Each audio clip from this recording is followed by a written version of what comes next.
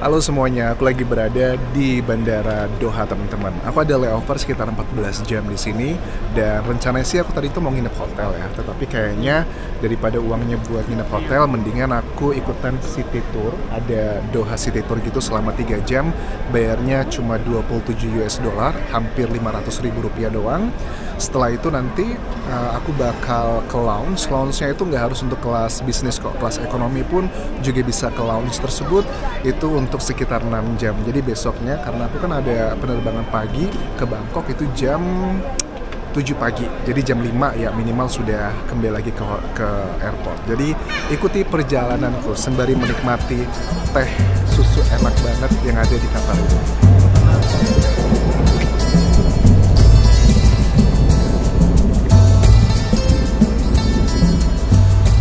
Pemberhentian yang pertama dari tour ini kita dipersilahkan ke tempat kayak city gitu ya. Cuma saya udah gelap banget teman-teman karena ini tournya malam, jadi aku bisa tunjukin dari sini adalah kota dimana kayak landmarknya Qatar begitu ya. Di belakang ini juga ada masjid. Oke. Karena gelap sih jadi kita nggak bisa ngelihat banyak, tapi secara sekilas sih ini mengingatkan sama tipikal kota besar ya di Asia, kayak di Singapura, kayak di Hong Kong, sama seperti. Coba kita menuju ke sana ya, let's go. Nah ini adalah kapal-kapal yang dulu dijadikan sebagai moda transportasi buat mencari ikan teman-teman, mencari tol. Tapi sekarang lebih ke untuk entertainment aja sih. Ini adalah kapal-kapalnya. Cantik ya. Sekarang ini pure hanya untuk entertainment aja, tapi ya sebagian masih tetap sih. Oke, sekarang aku mau menuju ke pasar Suku Wakif. Ini adalah pasar yang tertua yang ada di Doha, ibu kota Qatar. Kita akan nyebrang teman-teman ya. Oke, cuacanya panas, hangat.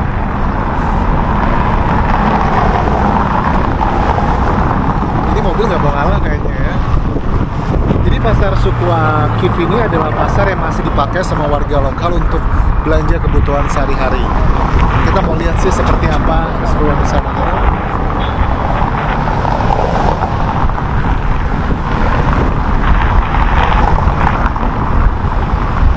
Oke, kita nyebrang. Let's go.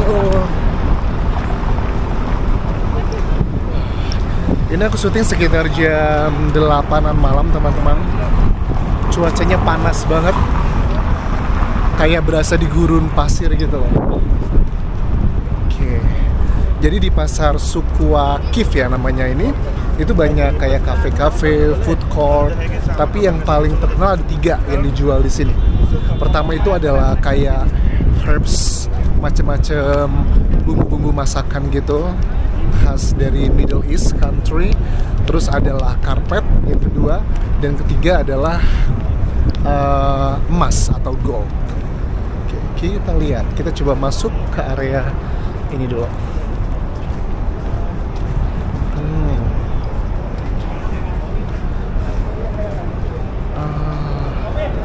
Ini toko-toko. Kalau aku baca juga di tahun 2003 pasar ini sempat kebakar teman-teman. Jadi yang kalian lihat sekarang ini bukanlah asli dari zaman dulu, tapi sudah direkonstruksi gitu.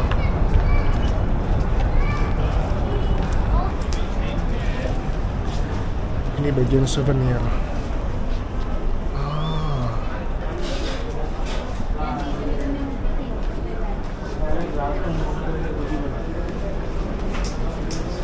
Kayaknya memang aktivitas lebih ramai itu di malam hari ya, karena kalau siang panas banget. Ini baju-baju khas Sultan Indonesia.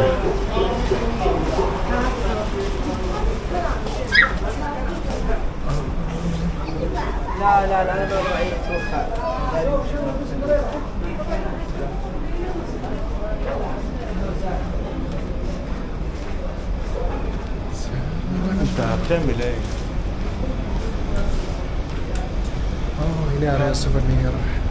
Banyak juga kafe-kafe nih kayaknya. Di dalam sih dingin, tapi kalau di luar tuh panas lagi gitu ya.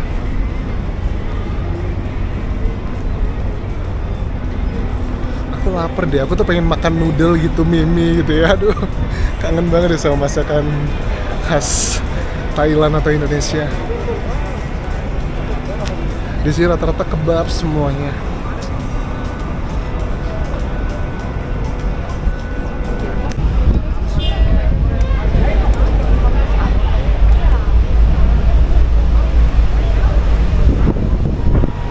Salah satu hal yang disampaikan sama tour guide-ku hari ini di bus, saya bilang gini kan, kalian boleh ninggalin barang-barang berharga kalian di bus ini, nggak masalah. Dia bilang bahwa Qatar adalah terkenal dengan salah satu negara teraman kedua di dunia, jadi ya nggak bakal hilang di sini. Well, which is bagi aku agak sedikit unik ya, karena apa? Biasanya kalau banyak imigran itu kan cenderungnya nggak aman, tapi kok ini beda, sangat aman banget. Well, walaupun sudah digaransi seperti itu, ya tetap juga sih harus juga hati-hati ya teman-teman. Tapi emang bener sih, kayaknya aman di mana-mana aku lihat. Ya semuanya nggak ada yang berusaha kayak karena mungkin negara terkaya kali ya, salah satu yang terkaya di dunia, jadi nggak terlalu pusing dalam terutama yang jualan-jualan begitu.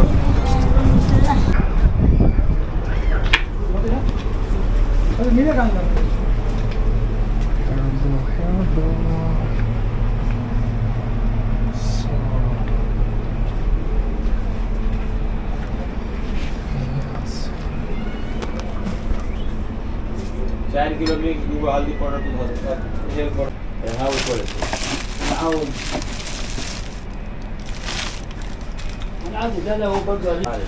Jadi aku beli coklat, ini harganya per kilonya 35 Qatar Rial. Jadi aku udah beli coklat sekilo. Kita kembali lagi keluar. Dan kalau untuk minumannya kayak pomegranate begini, aduh tumpah-tumpah lagi. Ini harganya 2 Qatar Rial. Let's go, kita kembali ke bus. Jadi aku sudah di bus lagi. Sekarang aku menuju ke tempat berikutnya. Karena kita travelingnya bareng sama tour, jadi kita harus on time. Ada positif dan negatifnya, pros and cons kalau kita traveling bareng sama tour. It's okay. Ini di mana nih ya? Udah masuk. Ini masih kota sih Doha, tapi buat seperti kalian tahu aku bilang tadi, 90% warga itu tinggalnya di ibu kota Doha. I will tell you something about Qatar, okay? But you keep an eye on that circle while I'm talking, okay? And then you will tell me what that is. I'm sure you will recognize it. So what I would like to talk to you about is something that I mentioned already a few times, which is pearls, okay? Some of you may also have noticed when we have left the downport, a big fountain with the shape of a shell with a pearl inside, okay? You will find the pearls or something dedicated to pearls pretty much everywhere in Doha. And this is because it's a way to remind Qatari and residents about the past of this country. So nowadays, everyone know Qatar. Jadi sekarang aku lagi berada di Qatar. Ini adalah area yang termasuk kawasan paling elit di Qatar. Dan buat kalian tahu teman-teman bahwa di Qatar itu tidak semua orang boleh membeli tanah yang berada di area-area yang tidak dikhususkan begitu. Ini adalah masjid biru, Blue Mosque.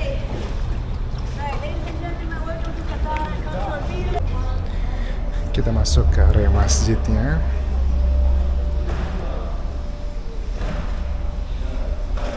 Cantik dan juga dingin, nggak seperti di luar. Aduh, seger banget. Seger banget. Lagi ada perbaikan.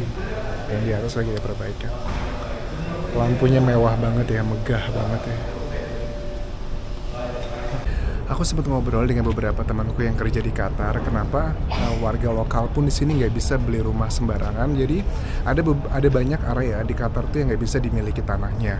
Hanya ada beberapa area tertentu aja, dan itu pun harganya sekitar 1 juta US dollar atau sekitar minimal tuh startingnya adalah 15 miliar rupiah teman-teman. Harga di area-area yang boleh dibeli sama masyarakat, baik itu yang lokal ataupun juga pendatang.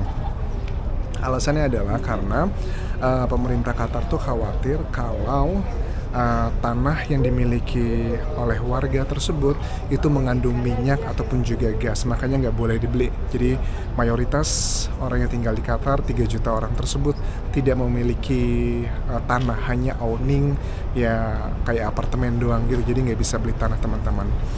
Ya, make sense sih, karena kan Qatar ini adalah negara yang menjadi salah satu terkaya di dunia karena minyaknya dan juga gasnya. Kalau dulu Qatar itu awalnya adalah menjadi salah satu negara yang begitu sukses karena dibantu sama British ya, Inggris ya, untuk menemukan minyak buminya. Kemudian dijual ke sana. Singkat cerita karena ada perang dunia kedua, akhirnya nggak tahu dijual kemana lagi.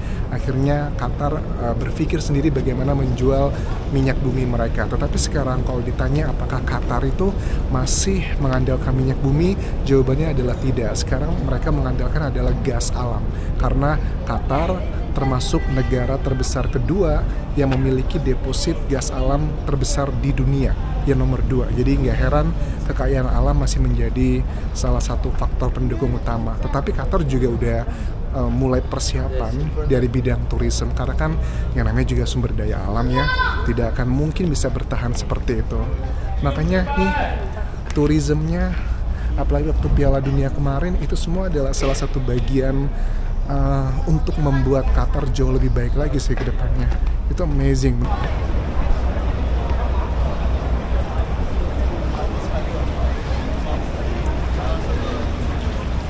Makanya aku tadi tuh herannya dengan kawasan 21 Street itu, apa mereka tuh nggak boros sama AC gitu kan ya. Ternyata memang itu adalah sistem AC yang terbuka begitu. Karena ya seperti kalian tahu, gambaran di jam 10 malam ini itu sekitar 41 atau 42 derajat Celcius. Tapi kalau kita ngelewatin area 21 Street tadi atau 21 Street, itu gila seger banget.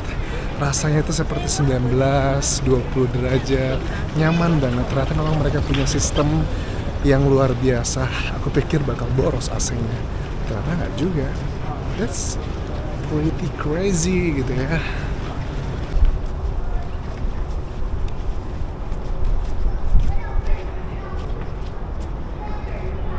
Kalau ini adalah pintu masuk untuk keluarga kerajaan, makanya mewah banget teman-teman dan gede banget. Kalau kayak rakyat jelata kayak aku nggak bisa masuk lewat sini. Ini hanya untuk khusus royal family aja di Qatar. Sekarang kita menuju ke area untuk rakyat jelata seperti aku. Masuknya lewat mana ya? Oke, let's go. Memang aku lihat kayak kehidupan malamnya itu yang lebih rame ya di sini. Ya wajar sih, cuacanya panas banget di sini. Nah, ini adalah untuk pintu masuk rakyat jelata. Kalau yang keluar dari kerajaan di sana.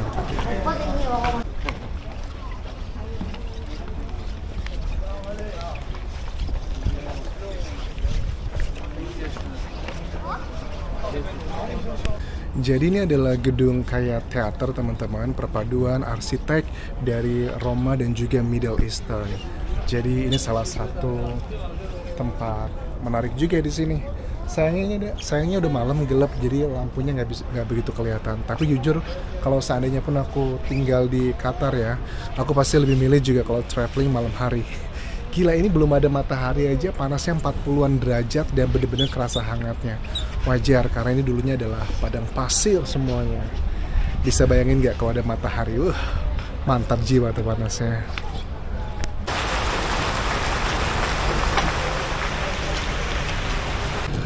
Jadi salah satu hal yang menarik kata guideku tadi, karena Qatar itu kan termasuk negara Islam ya, dan juga masih terkategorikan sebagai yang cukup konservatif. Di sini untuk beli alkohol ataupun juga daging yang non halal itu cukup sulit teman-teman. Misalnya kalau mau beli alkohol, ternyata harus punya member yang itu berlaku kurang lebih setahun atau 5 tahun, dan harus ada keterangan bahwa dia itu orang kaya dan memang bukan yang nggak tahu sih harus ke beragama Islam atau enggak, tapi yang pasti harga sangat mahal banget, dan ada hanya 2 tempat yang jualan alkohol.